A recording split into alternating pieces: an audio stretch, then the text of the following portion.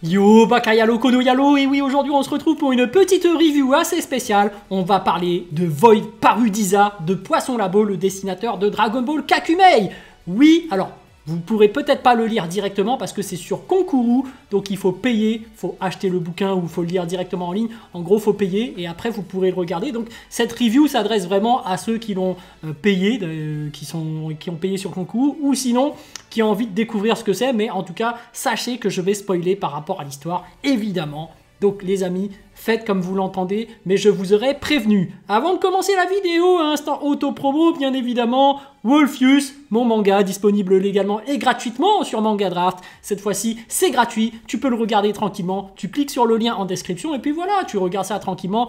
Wolfius, mon manga, disponible légalement et gratuitement sur Manga Draft. Bon, on va parler de Void Parudisa, de Poisson Labo, qui est un dessinateur extrêmement fort. Et là, il nous a fait un one-shot.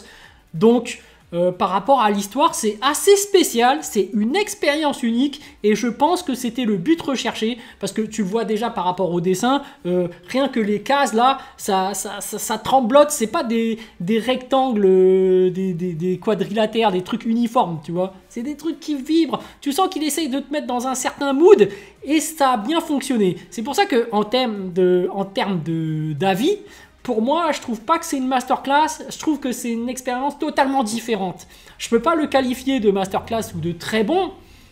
Je trouve que c'est quand même bien, mais ça peut te mettre mal à l'aise dans un premier temps. Parce que la première fois que je l'ai lu, ça m'a mis un peu mal à l'aise. Faut dire ce qui est. Je me suis dit, ah ouais, d'accord, il faut que j'allume mon cerveau, il faut que je sois au-delà de la lecture normale. C'est-à-dire que là, faut quand même être concentré, tu vois. Il y a certains mangas où tu peux lire ça tranquillement et tu comprends tout de suite. T'as pas forcément d'être en mode éteindre le cerveau, mais tu es en mode normal. Là, faut être plus que le mode normal, faut être en mode réflexion d'emblée. Tu vois. Donc moi, j'étais pas prêt déjà de base et ça peut rebuter. En plus, il cible Poisson Labo cible une catégorie de personnes particulières, je trouve.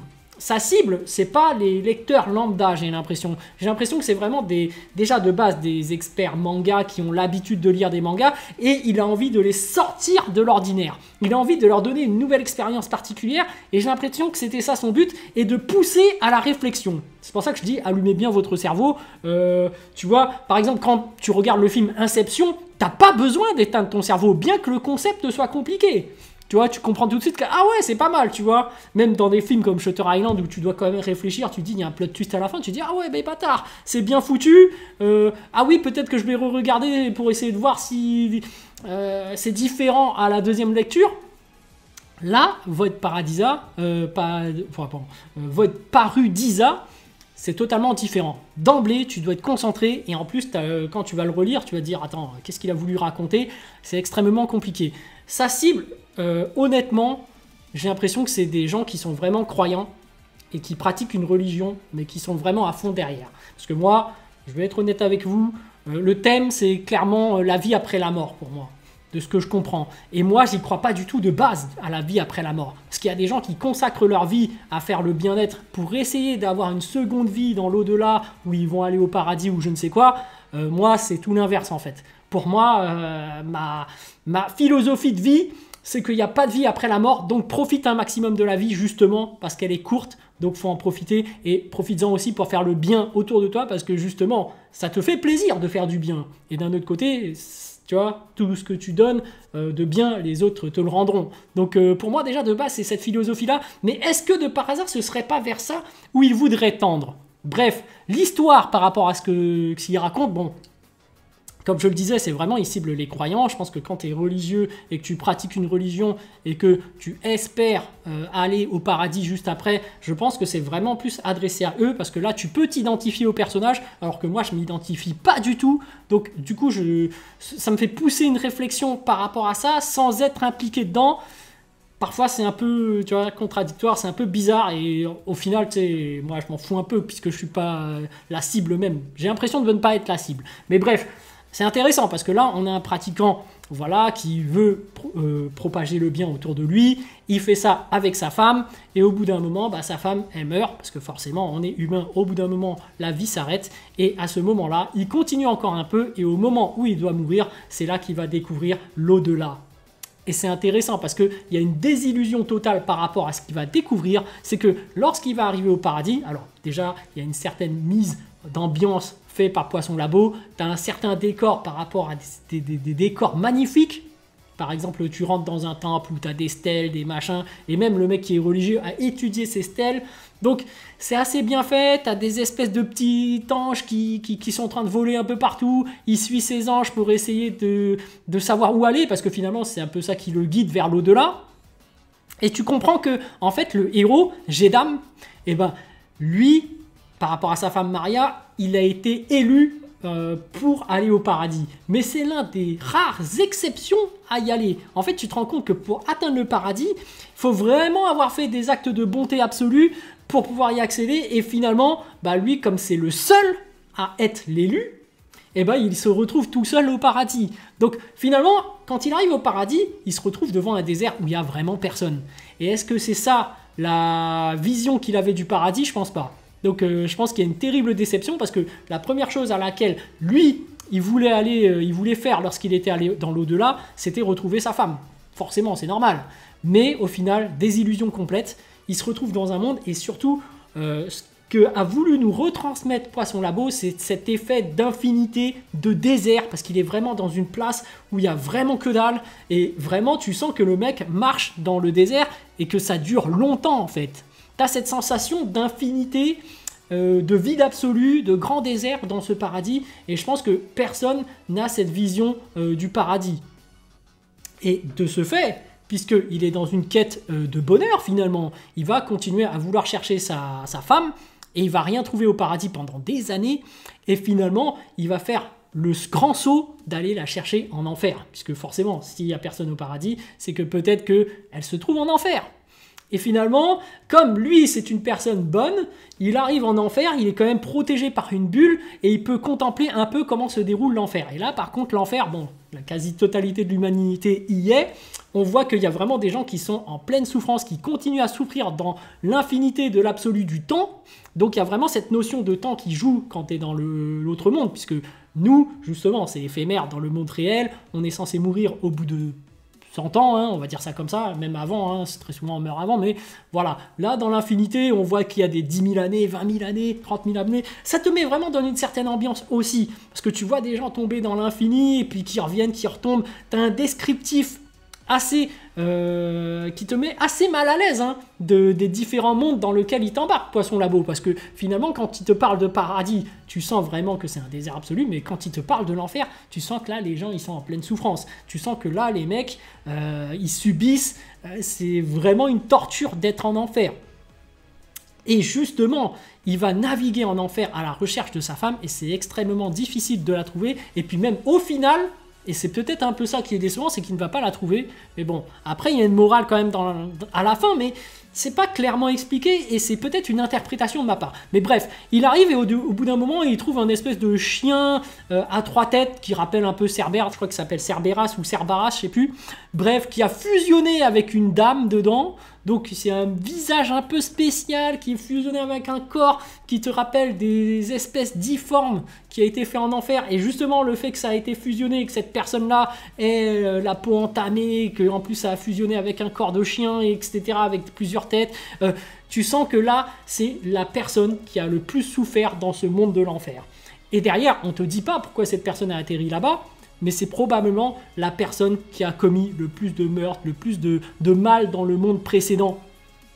Et du coup, ça, c'est peut-être sa sentence dans ce monde-là. Mais après, on ne sait pas vraiment qui est-ce que c'est vraiment cette personne. D'ailleurs, dans le manga, ils ont l'air de le comparer plus avec le diable. Donc, est-ce que c'est cette personne-là qui représenterait le monde de l'enfer où est-ce qu'il se trouve? Ou est-ce que c'est un être humain d'avant qui a subi une sanction et qui est là en train de souffrir le martyr pour expier ses actes?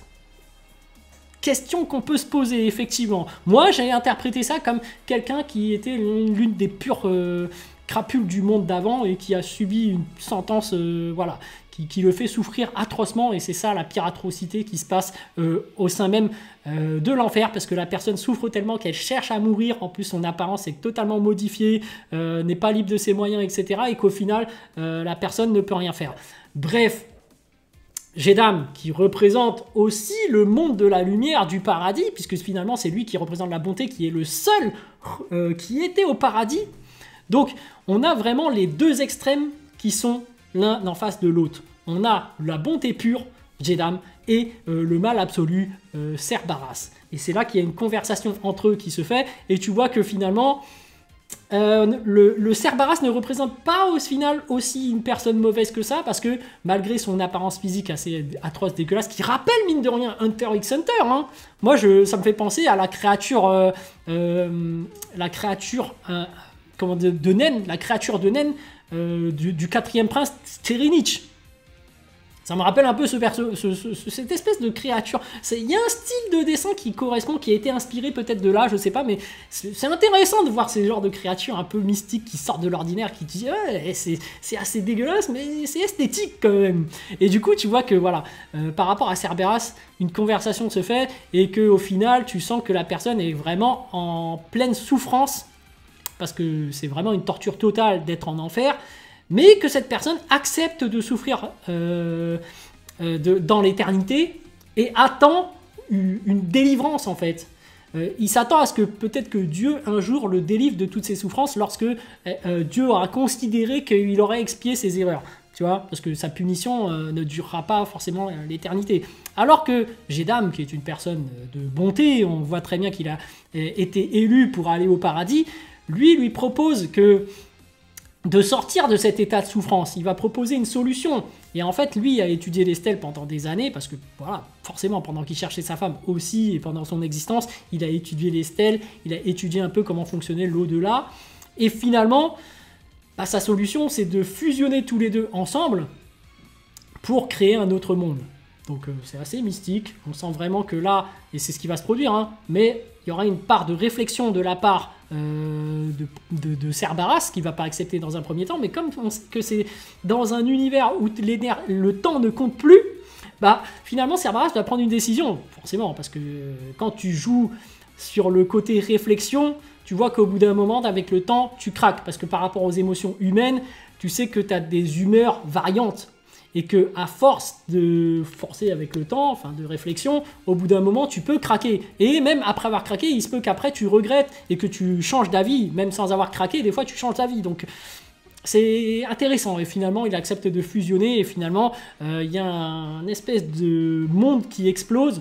Puisque finalement, le fait que quelqu'un du paradis entre en collision avec quelqu'un de l'enfer, bah, ça fait que les deux mondes se télescopent et que finalement, tout ce qui était bon d'un côté et tout ce qui était mauvais, ça fusionne dans une chose qui va reformer un nouveau monde, donc qui finalement fait un cycle. Hein, finalement, c'est ce qui se passe dans le vrai monde, le monde où nous sommes. C'est-à-dire qu'il y a du bien, du mauvais, c'est le yin et le yang. Il y a des gens qui sont récompensés, d'autres non. Même s'il y a des gens qui font des actes mauvais, finalement ne sont pas récompensés comme il se doit. Mais d'un autre côté, des fois, ils sont récompensés. Et d'un autre côté, il y a des personnes qui sont très bonnes, qui ne sont pas récompensées. Et des fois, il y a des gens qui sont récompensés. Il n'y a pas de justice absolue. On voit que, voilà, avec le bien et le mal qui sont ensemble, des fois, tu as des actes qui sont... Voilà. Et finalement... les deux mondes se fusionnent et ça recrée un monde. Et finalement, dans le nouveau monde qui crée, on va dire que voilà, les deux deviennent des dieux qui jugent les nouveaux qui meurent. Mais au final, il y a une réincarnation, comme ils ont créé un nouveau monde. Et que finalement, Gédam, notre protagoniste, se retrouve dans le monde humain et finalement a une nouvelle vie. Après avoir erré pendant tout ce temps à la recherche de sa femme qu'il n'a pas trouvée, finalement il a le droit à une nouvelle vie, une réincarnation, où là il pourra revivre sa vie. Et par contre il a la mémoire effacée, évidemment. Donc le cycle de réincarnation, c'est une interprétation de la mort. Donc voilà. Finalement, je pose la question, est-ce que finalement le bonheur n'était pas dans la vie antérieure qu'il avait? Il avait trouvé sa femme, ils étaient là tous les deux ensemble en train de propager la paix, en train de propager le bien, et finalement c'est peut-être ça, finalement le paradis, c'était d'être avec sa compagne et d'essayer d'apporter le bien partout. Et finalement le fait que l'une s'éteigne, c'est un peu la vie au final. J'ai l'impression que c'est ça que veut nous raconter Poisson Labo. Après je pense que n'importe qui lira cette œuvre pourra avoir sa propre interprétation. Moi je l'interprète comme ça. Je pense que c'est très spécial.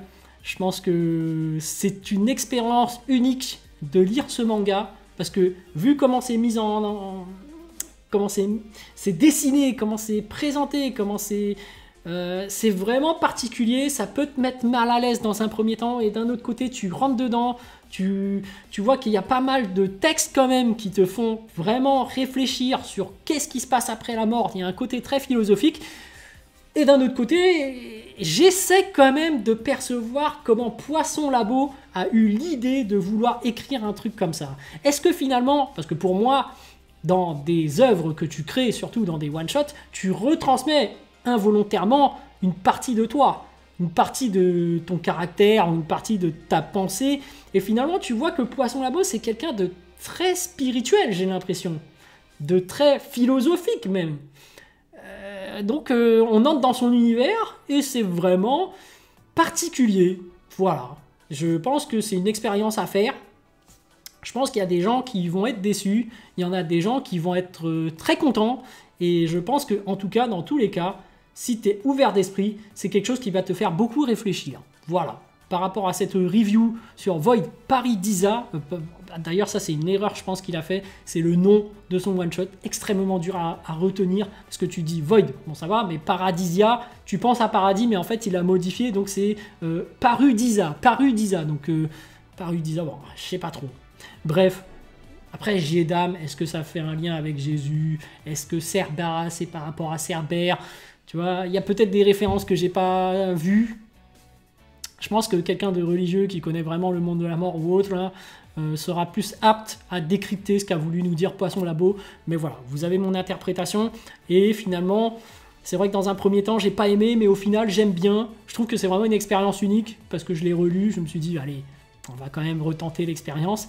Et voilà, c'est une expérience, tout simplement. Allez les amis, sur ce, je vous dis donc à plus dans le bus, ou plutôt à plus tard dans le car, ou plutôt à bientôt dans le bateau.